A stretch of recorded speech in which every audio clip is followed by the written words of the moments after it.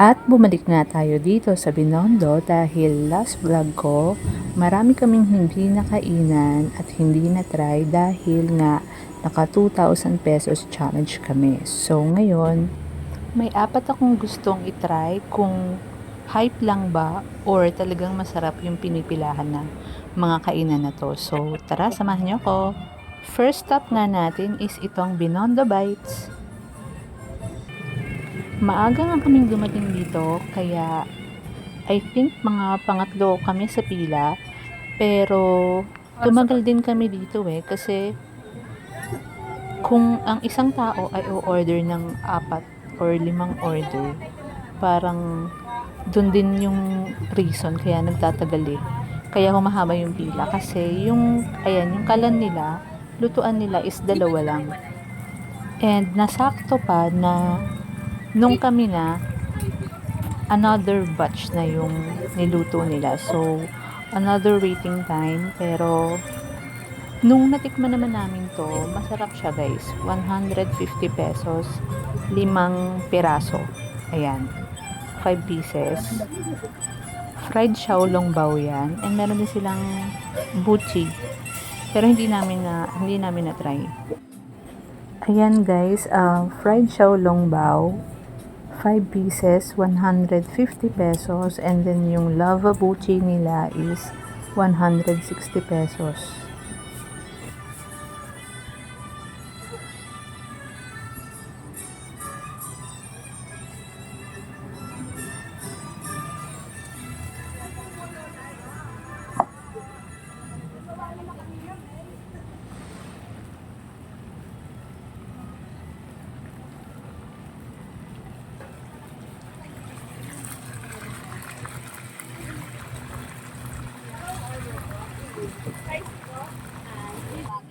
Okay, next stop na tayo. After ng Binondo Bites, diretsuhin nyo lang to, and ang dulo nito is ang Chuan Ki.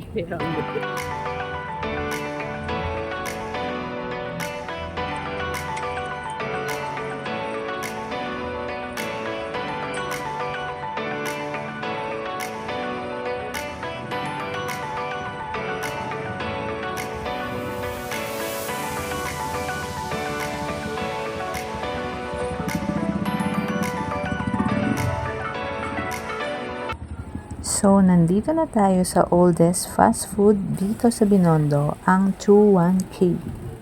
Maaga pa to guys, mga 9:15 pa lang to. Parang magbe-breakfast pa lang sana kami dito. Pero yung pila is medyo mahaba na.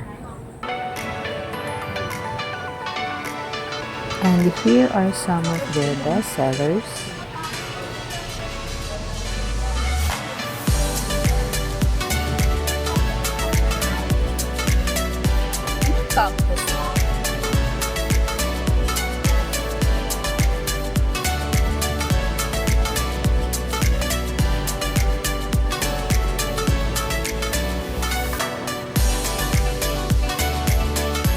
We're now exploring their menu. Screenshot nyo na lang to guys for future reference.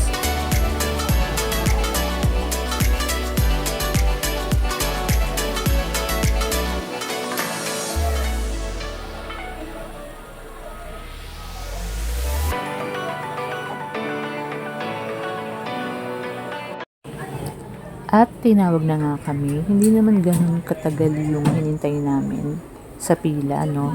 Siguro mga 15 minutes lang, kahit madaming tao.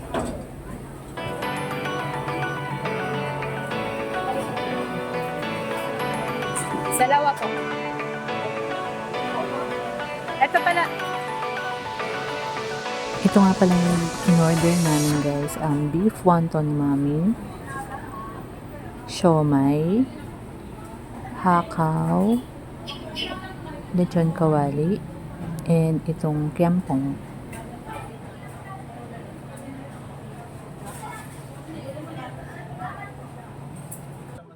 Okay, tikiman na. Ang una kong trinay is yung lechon kawali nila. Sobrang lambot ng meat and crispy yung balat. For me, ito 10/10. Yung kanilang dim sum naman na in-order namin is hakaw and siomai. For me, hakaw is 9/10 and yung siomai is 8/10 kasi for me, mas masarap yung siomai ng Ying Ying Tea House. Para sa akin lang naman ha. And yung beef wonton mami naman nila for me is 9/10. Masarap yung sabaw, malasa, malambot yung beef. Yung dumpling lang parang medyo dry. So, overall experience namin dito sa Chuan Key is very good kasi very good din ang kanilang service.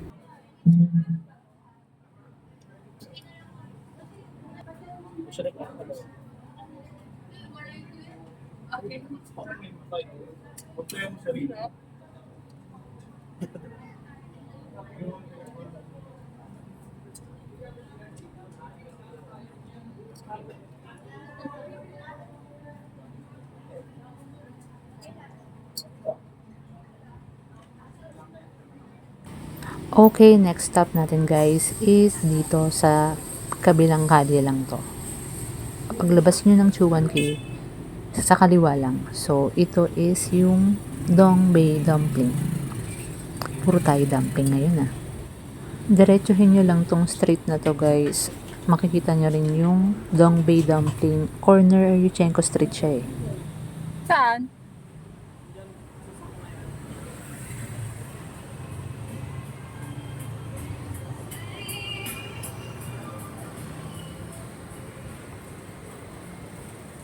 Alin?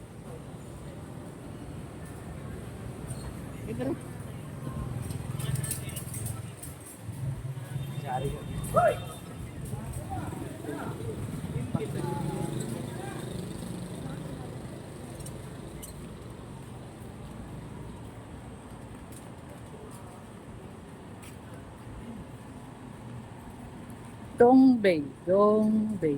Di ba ito? Ay.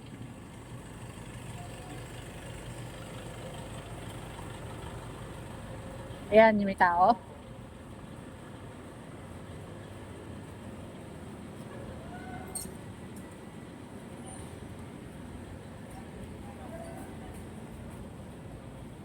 Dongbei.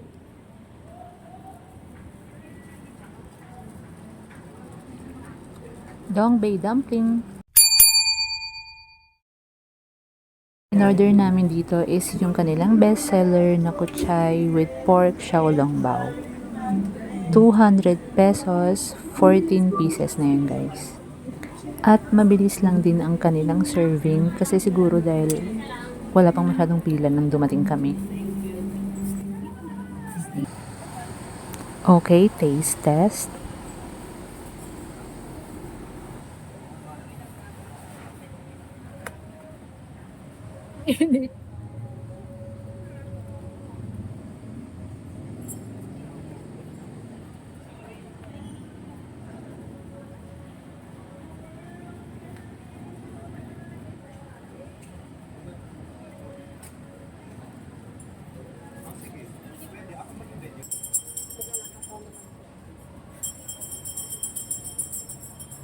Ang nagustuhan namin dito sa Dongbei Dumpling Xiaolongbao is masarap yung sauce nila, nagko-complement dun sa Xiaolongbao and talagang bagong luto kasi ang init-init pa. So, this is 8/10 for me. Wala pa bagong luto eh. Okay, last stop na natin. Hindi na tayo lalayo guys. Sa taas lang to ng Chuan Key Cafe Mezzanine. By the way guys, Cafe Mezzanine, Chuan Key, and Eng Bitin is under the same management.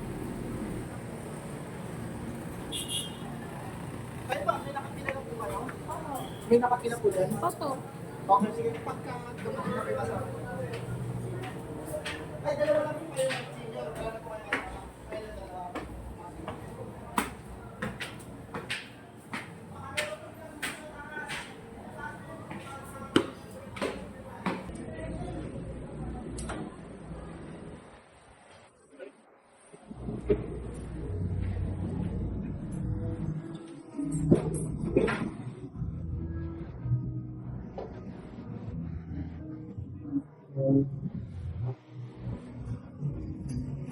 So, dahil busog na kami nung time na to, ang in-order na lang namin dito is dumpling and nag-mango shake na lang kami.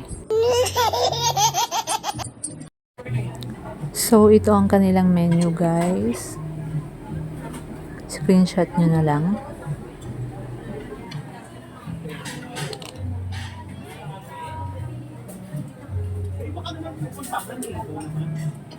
Siya malaki.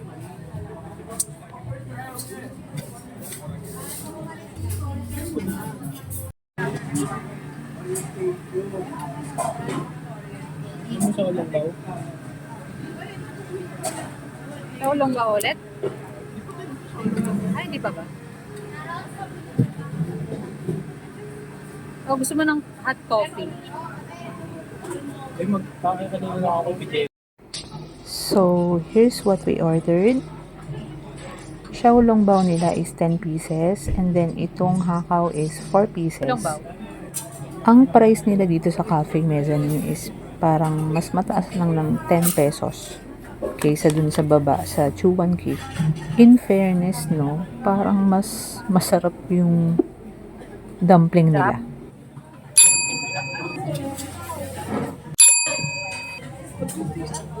Sarap. And that's it for today's vlog. Don't forget to like and subscribe. Bye!